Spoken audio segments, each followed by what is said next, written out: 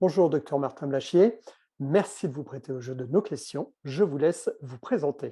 Oui, tout à fait. Merci beaucoup de cette invitation. Je suis Martin Blachier, je suis un médecin de santé publique qui travaille maintenant depuis plus de 10 ans dans la société Public Health Expertise, qui est une société qui fait de l'expertise de santé publique, alors notamment sur toutes les problématiques de prédiction des différentes épidémies, des différentes maladies, qui travaille aussi beaucoup sur des questions d'accès à l'innovation médicale.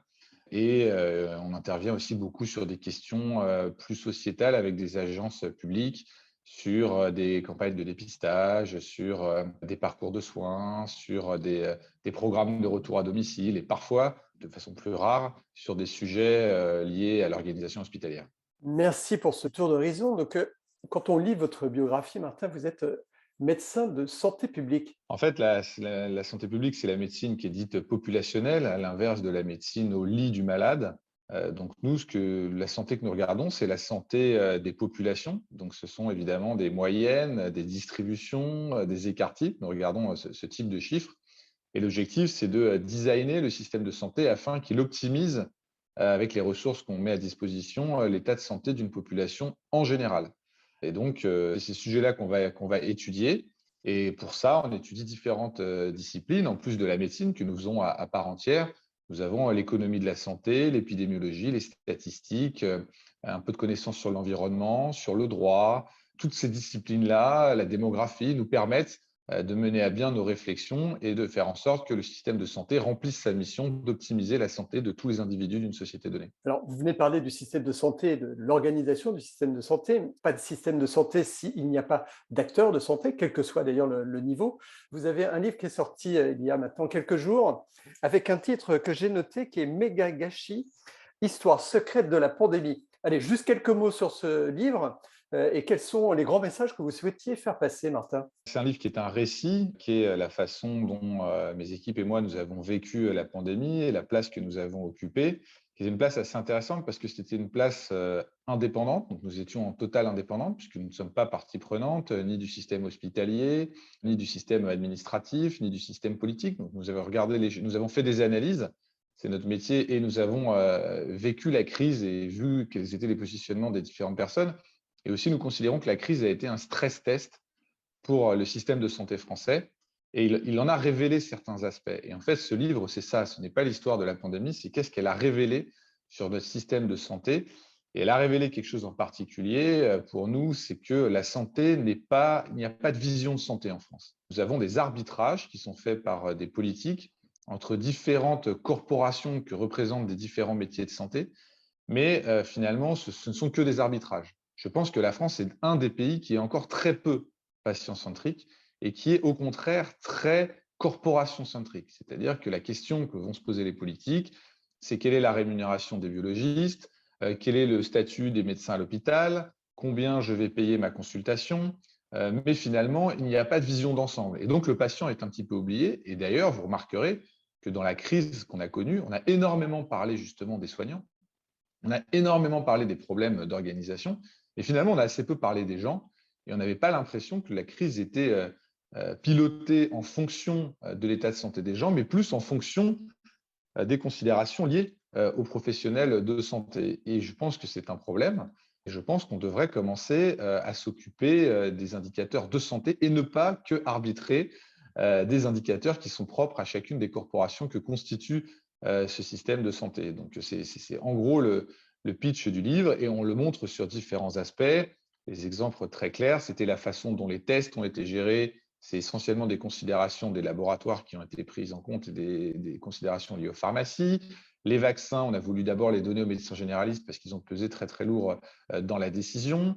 Les réanimations, on sait qu'on a eu une guerre entre la réanimation médicale et l'anesthésie-réanimation. On a eu une guerre entre le public et le privé. Et en fait, toutes ces petites guéguerres de corporations sont venues empêcher le politique de manager cette crise avec la vraie considération qu'aurait dû être normalement d'optimiser la santé de la population Or, on n'en a pas beaucoup entendu parler. Mais à vous écouter, on aurait plus envie de se dire il faut dépasser cette notion de economy centric pour passer sur la notion de human centric enfin, parce qu'il y a effectivement les patients, on fait tout pour eux au quotidien, mais faut-il aussi un peu casser les silos? Parce que ce qu'on entend à travers vos propos, c'est qu'il y a encore beaucoup de silos. Alors justement, avec ces silos, on peut faire le lien avec cette évolution, peut-être ce manque de recrutement dans les professionnels de santé. Est-ce que la crise a aussi eu tendance à accélérer ça, Martin?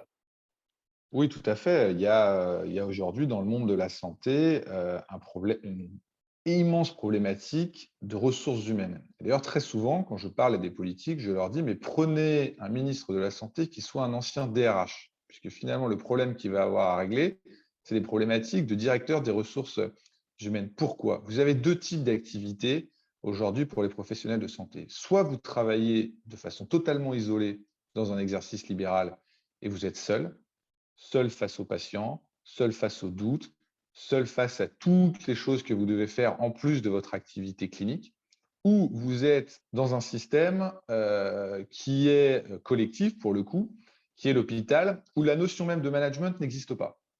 C'est-à-dire que c'est la seule organisation collective où on ne s'est pas posé la question de comment on manage les gens. Donc à l'hôpital public notamment, je connais un peu moins l'hôpital privé. Vous dites aucun management dans le système des hôpitaux?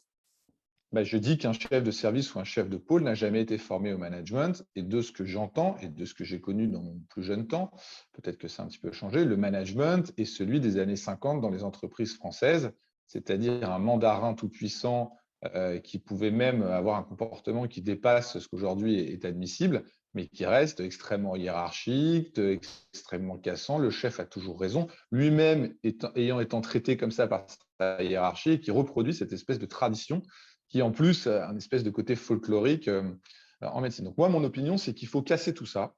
Il faut sortir les libéraux de leur isolement et en même temps, il faut apprendre aux médecins à, un, faire leur métier, donc de ne pas chercher à vouloir tout faire à l'hôpital. Je n'en peux plus d'entendre ces discours que le médecin doit tout faire. Ils prennent les responsabilités qu'ils sont incapables d'assumer, donc il faut recentrer le rôle du médecin. Et la deuxième chose, c'est qu'il faut qu'il apprenne à travailler en équipe. S'il veut travailler à l'hôpital, il doit apprendre à manager. En plus, c'est du management dans des conditions tout à fait particulières. Donc, je pense qu'il faut changer la façon de travailler, la façon de faire du management à l'hôpital public. Et le problème qu'on a, c'est toujours pareil, quand une organisation ne fonctionne pas, au bout d'un moment, vous n'avez plus que le chef tyrannique qui reste et les gens sont partis. Vous n'avez plus de troupes, c'est des généraux sans troupes. C'est exactement ce qui se passe à l'hôpital public. C'est-à-dire que vous avez les quelques mandarins et les gens s'en vont. Et donc, moi, j'en veux plus de ton système. Je veux autre chose. Et le jour où tu sauras me parler correctement, le jour où tu sauras me manager quand il m'arrive quelque chose, à ce moment-là, je reviendrai. Le problème, c'est qu'on a des gens qui lisent la situation uniquement sur un angle financier et ça ne marche pas. C'est-à-dire qu'on engloutit des milliards dans ces organisations-là et les gens n'ont pas plus envie de venir y travailler. Donc, il semblerait qu'il y ait des organisations hybrides, qui soient les maisons de santé ou des cliniques qui soient gérées de façon un petit peu plus moderne, qui arrivent à attirer les talents aujourd'hui. Mais sur les deux activités qui sont l'activité indépendante de libéral ou qui sont l'activité dans ces grands centres hospitaliers où la notion même de management n'existe pas, nous n'avons plus personne. Donc, est-ce que c'est une crise des vocations ou est-ce que c'est une crise de système et de génération, c'est-à-dire une jeune génération de soignants qui ne se retrouve plus dans un système qui n'a pas su évoluer, à l'inverse de toutes les autres entreprises dans les autres secteurs où les choses ont évolué à peu près normalement. Et pourquoi, selon moi? Parce que le pouvoir médical a réussi à totalement cloisonner ce monde et à repousser toutes les autres personnes qui n'étaient pas de ce monde-là en leur disant c'est de la médecine, c'est particulier, vous ne pouvez pas comprendre. En fait, si, je pense qu'ils pouvaient comprendre et je pense qu'il y avait beaucoup à faire pour éviter d'arriver dans cette situation-là où simplement les gens que je connais et des générations en dessous ne veulent plus y aller. Ils ne veulent plus y aller. Et ce n'est pas une question d'argent, c'est une question de la qualité de vie qu'on a et la façon de travailler dans ces endroits-là qui n'est plus dans la façon de faire, la façon que les gens sont prêts à accepter aujourd'hui en 2022. Je crois que dans votre ouvrage, vous parlez un peu j'ai appelé ça moi le hold-up des boomers. Vous pensez que justement, dans cette vocation des métiers, le hold-up qui aurait été fait par les boomers influerait aussi sur le fait que la jeune génération n'ait pas envie de s'engager? C'est ce qu'on doit entendre dans vos propos? La jeune génération n'arrive pas à trouver sa place. En tout cas, moi, je connais bien les syndicats des jeunes médecins, puisque c'est mes amis qui sont à la tête de ces organisations-là. Et les retours, ils sont très nets. C'est-à-dire que on ne leur laisse pas la place et donc ils finissent par faire leur place ailleurs. Donc, finalement, est-ce que la mort des anciennes organisations hospitalières, c'est pas simplement le fait que les gens vont aller créer la santé ailleurs? Moi, c'est ce que je pense et c'est ce que je pense depuis longtemps. D'ailleurs, moi-même, quand j'étais plus jeune, j'arrivais dans ce monde-là et je trouvais ça incroyable la façon dont ça fonctionnait. C'était complètement différent de ce qui se passait partout ailleurs. Donc oui, je pense qu'il y a un problème générationnel. On a des mandarins qui s'accrochent à leur pouvoir et qui en veulent toujours plus et qui disent que le problème du système, c'est qu'on ne leur donne pas assez de pouvoir alors qu'ils font quasiment tout. Ils font la formation universitaire, ils font la recherche, ils ne demandent qu'à faire de la politique hospitalière. Maintenant, ils veulent même gérer la logistique à l'hôpital. Donc, en fait, ils veulent tout faire. Simplement, ils ne savent pas le faire. Donc, du coup, les jeunes se sont dit, bon, bah, ce système est absurde. Et donc, je m'en vais et je vais aller tenter mon aventure ailleurs. Et donc, du coup, effectivement, dans ces centres-là, ils se retrouvent à devoir recruter des gens en dehors des frontières françaises. Et je ne pense pas que ce soit l'idéal. Et donc, du coup, tout le monde quitte le navire et finalement, même certains généraux finissent par le quitter, faute de troupes et parce qu'ils se rendent compte que le navire prend l'eau. Juste un dernier point, s'il y avait un mot d'ordre, alors on voit, hein, c'est un peu place aux jeunes, hein, c'est ce que vous êtes aussi en train de dire, ou laisser de la place aux jeunes, mais si vous vouliez qu'on retienne un message clé justement pour peut-être faire revenir une nouvelle génération dans ces univers de santé, quel serait votre message, Martin, pour conclure? Mon premier message, ce serait qu'il faut arrêter de s'attacher aux structures et qu'il faut s'attacher aux patients. C'est-à-dire que le lien du médecin, c'est son patient. Ensuite, son patient, qu'il le voit dans telle ou telle structure, ce n'est pas ça qui compte. Ce ne sont que des structures, ce ne sont que des plateaux techniques. Donc, il faut que le médecin s'attache à sa patientèle, ne s'attache pas à son hôpital, ne s'attache pas à son cabinet. Ça, c'est une vision pour moi qui est désuète. Donc, faire comme les anglo-saxons le font très bien. Un médecin anglo-saxon, il prend sa file active et il peut l'emmener dans différents plateaux techniques. Et finalement, ce n'est qu'un plateau technique. Plutôt que d'attacher sa vie à un plateau technique comme si son exercice en dépendait. Ça, c'est la première chose. Et la deuxième chose, c'est d'apprendre à faire du management. Je veux dire, il y a du management dans tous les domaines. Je ne vois pas pourquoi la médecine, les gens s'abstiendraient. Quand vous êtes chef de service et que vous devez gérer 25 personnes, vous ne savez pas le faire, vous devez vous former pour pouvoir le faire. Et ce n'est pas qu'une question de pouvoir, au bout d'un moment, c'est est-ce que vous avez la capacité de manager ces équipes. Ça doit être évalué. Et si le résultat n'est pas là, et ben dans ce cas-là, il faut que ce soit quelqu'un d'autre qui le fasse. Il faut arrêter de mélanger les compétences et le pouvoir aussi en médecine.